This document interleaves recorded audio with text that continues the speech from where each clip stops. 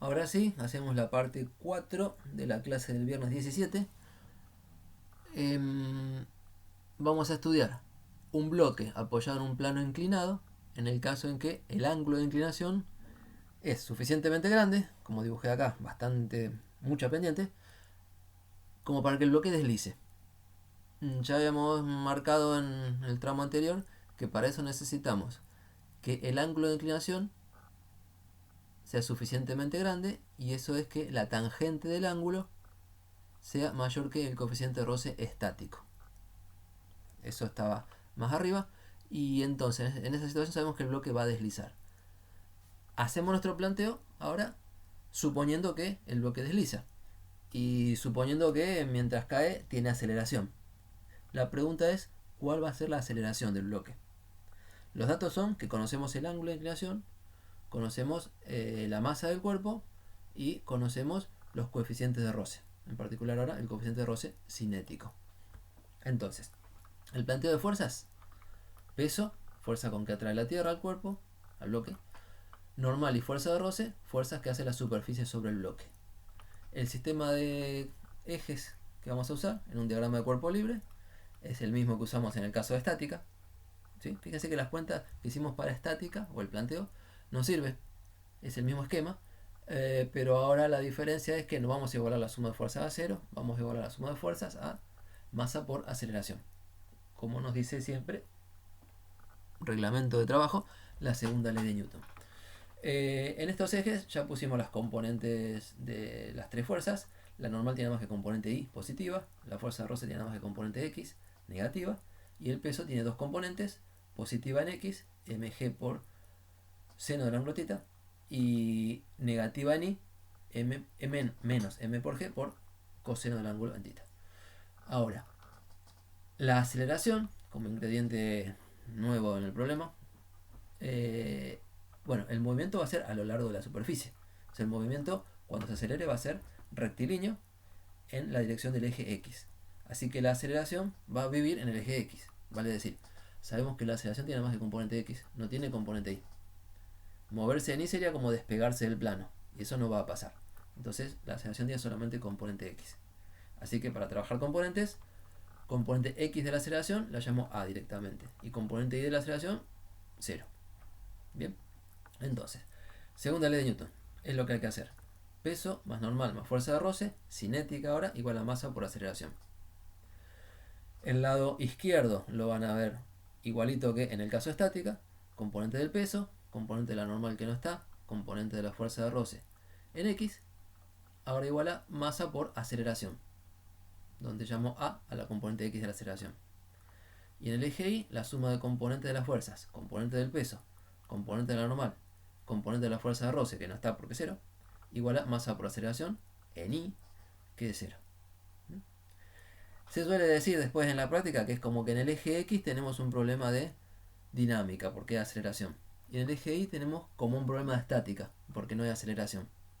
Una forma de pensarlo que sirve para mover las ideas. En conjunto es un problema con aceleración. Y en este problema sabemos que la fuerza de roce, como es cinética, aparte de saber para dónde apunta, ahora sí sabemos que apunta para atrás, porque el bloque lo soltamos y empieza a caer para abajo. Entonces la fuerza de roce apunta en contra de ese movimiento. Seguro que tiene componente como lo estamos dibujando. Y el módulo es el coeficiente de roce cinético por la normal, por las fórmulas empíricas que nos da la teoría de fuerzas de roce. Entonces tenemos las ecuaciones en X y en Y que nos da la segunda ley de Newton, y una ecuación auxiliar que nos relaciona la fuerza de roce con la normal. ¿Ok? Tres ecuaciones con tres incógnitas de alguna manera.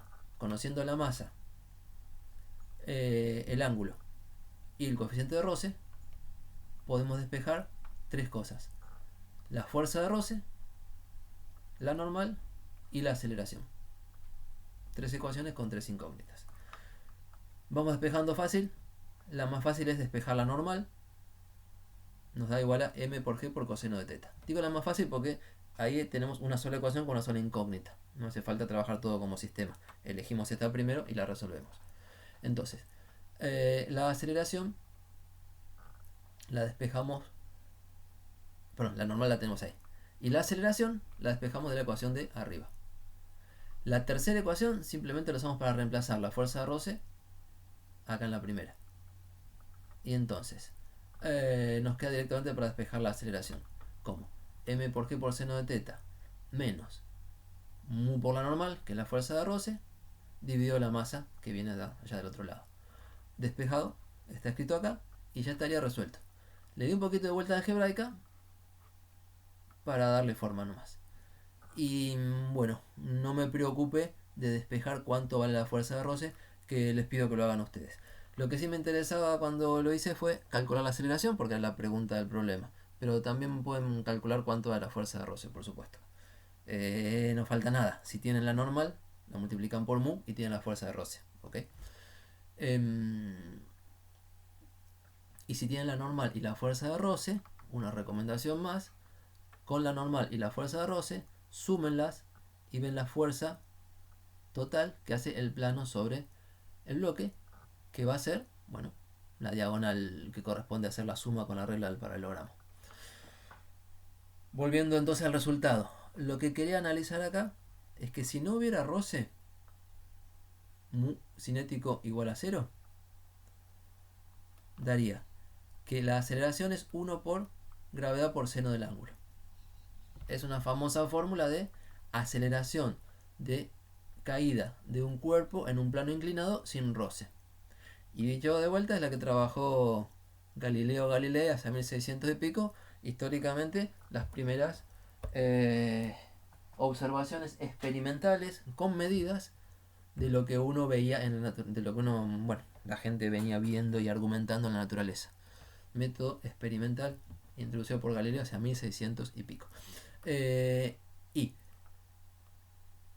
si hay roce, entonces la aceleración va a ser menor. Este signo menos nos dice que la aceleración va a ser menor que si no hay roce. También es razonablemente intuitivo. Y por otro lado, la corrección no depende solo del coeficiente de roce, sino que depende de la inclinación del ángulo. Bien. Si quieren, busquen en internet videos de aceleración en plano inclinado y cosas así. He visto cosas muy bonitas, pero no elegí ninguno para subirles a la página. Ok. Listo con este problema.